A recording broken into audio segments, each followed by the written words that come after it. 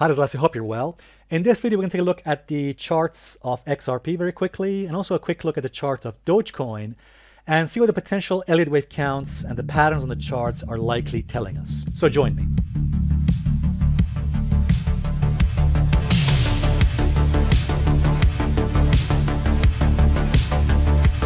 All right, guys, welcome back. Now, before we look at the most recent action on the price of XRP, I want to just draw this back a little and mention a few things here, because as you may recall, if you've been following my analysis of XRP now for the last several months from the beginning of the year, you may recall that we got very bullish on XRP right about here after it crashed at the end of last year and the beginning of this year. So you may recall after XRP here was crashing and everybody was panicking here, we got very bullish on XRP here. And in fact, you may remember at the time I said very likely that XRP has bottomed here. We've seen capitulation, and we're going to likely see the beginning of an uptrend in XRP. Here's the clip. As long as XRP can remain above this support and respect this support of 0.17, I think I can reasonably say that it's probable that XRP has likely bottomed here, and that potentially we've seen capitulation on XRP at these levels, provided this level holds. If we've bottomed here, which I think is likely, then I can say, well, the C wave of the probable wave 2 has likely completed here at this level you're seeing here at 0.17. All right, guys, thanks for watching that. And in case you're wondering, the reason for that is because of Elliott waves. You may recall at the time I said, look, very likely we completed waves 1, so the major wave 1 of XRP, and that crash we saw back in December and January was very likely the wave 2, the deep wave 2 correction on XRP. And that's why I got very bullish on XRP. Let's go back to the chart. And that pretty much was correct. If we just look back over here, you can see that pretty much XRP bottomed there, as you can see, at the levels we got bullish on, and we started a major rally to the upside. Okay, and in fact, you may recall that in February, I said very likely we're starting the major wave 3. This entire move, this entire rally, in my view, is likely wave 1. Again, a smaller wave 1 within a larger wave 3. The larger wave 3 could extend, just let you know, the larger wave 3 could extend much higher. Okay, could actually go significantly higher above the 1.265 level there. I said this was likely to start a major long-term wave 3 in XRP, which is shown to you in yellow. So just to be clear, the yellow counts are showing to you the long-term wave counts, the mega wave counts on XRP. The white counts are showing the smaller wave counts. So in other words, what I believe has been happening, in fact, I mentioned this to you back in April as well. I said to you, look, very likely what's happening is that we're tracing out the waves 1 and 2, the waves 1 here of wave 3. And I said, if you recall back in April, I said very likely we're going to move into a wave 2 correction. Okay, this would be our wave 2 correction, which means what? Which means, if you look at this chart right here, I believe that what's been happening so far in XRP is we've been making out this long-term wave 3, this larger wave 3, and we have been in the process of completing waves 1, which we completed back in April, and now wave 2.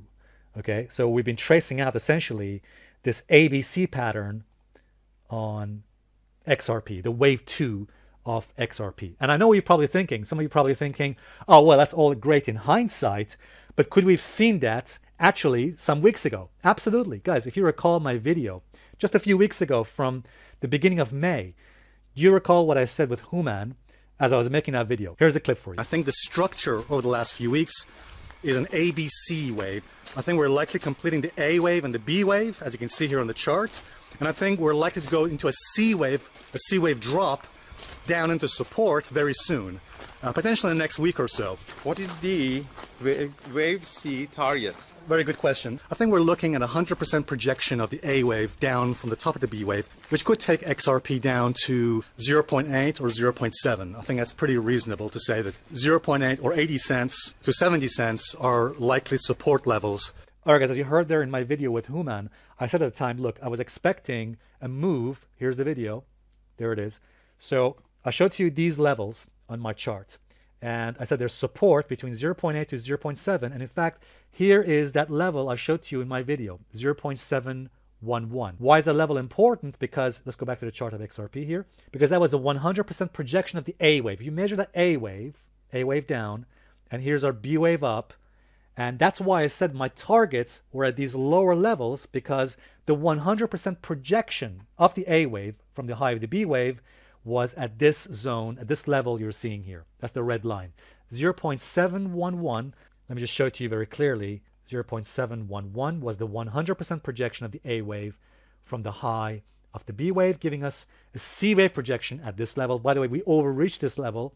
We went slightly lower and we touched base with the 200 simple moving average on the daily time frame. So guys, I do think the probabilities are increasing that we're beginning to see potentially the completion and the bottoming process for wave 2, for the C wave of wave 2. Now, let me make it very clear. I'm not saying that we know with a high probability that the C wave of wave 2 has bottomed here. No, look, we've seen a very decent, nice bounce here, as you can see. That's a very decent and very strong bounce from this level. That's true. But guys, as you know, a one-day bounce or a two-day rally does not make a trend. We have to wait for an uptrend to begin. We have to wait for a bottoming process. So yes, I do like the fact that XRP has bounced very strongly and very nicely from the 200 moving average and from the 100% projection of that A wave, in other words, a C wave target. So I do like this bounce. Don't get me wrong here. I do think we're getting closer to a potential bottom in XRP. What I'm saying is we have to be patient and wait for an uptrend to begin, because there's still a risk. There is still a risk that we might see a lower low. Guys, if you just recall, let's go back to the January one more time, January crash. I beg your pardon, the December crash.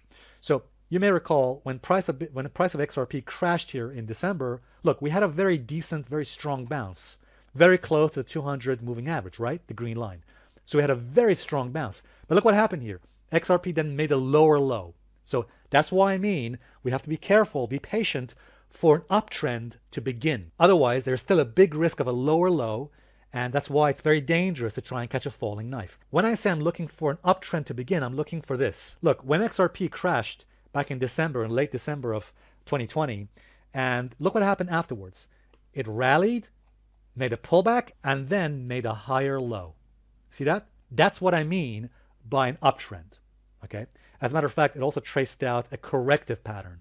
As you can see here, A wave, B wave, C wave, which made that a wave 2 of a much larger uptrend. Okay? So that's what I mean by waiting and being patient for an uptrend, waiting for a higher low. We have still not had that kind of pattern, an uptrending pattern. So yes, I know what you're probably thinking. It's been a fantastic bounce from the 200 average and from the wave C target. Okay? Yeah, this could potentially be the bottom. However, that's only if XRP can remain above 0.738. Because I think if it moves below 0.738, it may trigger a lower low. Okay? So that's the first support we have right now on XRP is 0.738. We have to be patient and wait for XRP to put in a pullback and then start an uptrending process. Until it does that, until XRP does that, there's still a risk. There is still a risk of a lower low. So that's why I say it's a bit dangerous to try and catch a falling knife. It's a bit dangerous to try and call a bottom way too quickly. However, guys, I still remain long-term bullish on XRP. I still do think that as long as XRP remains above 0.5, 0.59, the wave count still suggests a long-term uptrend, a long-term potential bull market. So I still think that we're completing the waves 1 and 2. Let me just draw this on the chart. Potential wave 1 and 2 of a much larger wave 3, the wave 3 in yellow. All I'm saying is we need to be patient and wait for that wave 2 to complete. We're still not there yet, okay? So let's just be patient and wait for an uptrend to begin on XRP. And by the way, that means when that uptrend does begin and when wave 2 completes, then we're looking for the next major wave up. That would be the major wave 3, taking us significantly higher above the April highs that we made on XRP, on Ripple. As for Dogecoin, well, let's just remind ourselves what I said about Dogecoin a few weeks ago, back in early May, when Dogecoin was here. I think that Dogecoin is also forming a 5-wave move, a 5-wave pattern. I think actually we're in the potential wave 5 of 3. I think this is wave 3 of Dogecoin, and I think that we're likely completing the wave 5 of this wave 3. then we could be likely looking at a wave 4 correction, taking Dogecoin down to potentially to 0.3. Again, that's what I'm looking at for the moment. All right, guys, as you heard there, I said I was looking for Dogecoin to put in a wave 4 correction to our target levels. So just to recap, let's just zoom back a little bit here. So in a nutshell, what I think is happening here on Dogecoin is we've likely completed waves 1, 2, and 3. Okay, let's go back over here. That's actually much better. Always zoom back on your chart when you're doing analysis. So I think that was our likely wave 1, wave 2 correction, larger wave 3 uptrend, and as we've been anticipating now, a wave 4 correction, wave 4 pullback. The question is, has wave 4 bottomed? Has wave 4 completed? Well, that is still not very clear. Let's zoom in. I'm a bit disappointed. I'm quite disappointed Dogecoin has not come a bit deeper. I was expecting more deeper correction.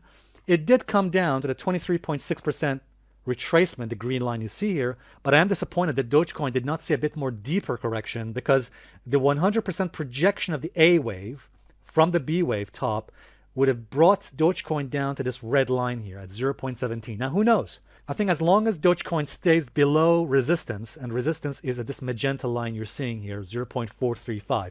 As long as Dogecoin stays below that level, there is still a chance that, it might come down and test that red line, which is the 0.17 projection for the C wave. Okay, it might do a retest of the lows, the panic lows. Okay, but here's a very strong support level that you can see I've traced out here. So that is our support from the panic lows to 0.17. So it's possible Dogecoin may still retest or indeed test those levels in the next few weeks. But that's only as long as it remains below this magenta line you're seeing here. The magenta line is at 0.435. So keep an eye on these levels that you're seeing, especially the magenta line you're seeing here. Keep an eye on that, because if Dogecoin manages to get above, first of all, it has to break this trend line you're seeing, this yellow trend line you're seeing on my chart. It has to break this trend line and then get above 0.435. That's the key level, 0.435. If it manages to get above 0.435, let me just do that one more time. That's the resistance. So if Dogecoin manages to rally and get above that trend line and get above 0.435, then on the balance of probabilities, we're moving into bullish territory, and we could see the next major wave up and a potential new high on Dogecoin. By the way, that's only if it gets above 0.435. And let me make sure I mention this. If Dogecoin manages to get above that level, 0.435, key support moves up to this level here. Key support then becomes 0.379. Okay? What I'm saying is essentially if Dogecoin gets above 0.435, the magenta line, then support moves up from these levels up to this level, 0.379, which means that level must not break if we're moving into bullish territory. Okay? In any case, it's going to be interesting to watch what happens here on Dogecoin. I still think on the balance of probabilities, we're completing wave 4, the C wave of a potential wave 4, which means when this C wave of 4 completes, then we could move up into a potential wave 5. Before I finish this video, let me just make sure I mention this. Be cautious. Do not try and catch a falling knife. Remember, as long as Dogecoin and XRP remain below the resistance levels, there's still a risk of a potential lower low. Okay? So be careful about that. All right, guys. Thank you very much indeed. If this video has helped, please give it a thumbs up. I look forward to seeing you in the next video update. Cheers.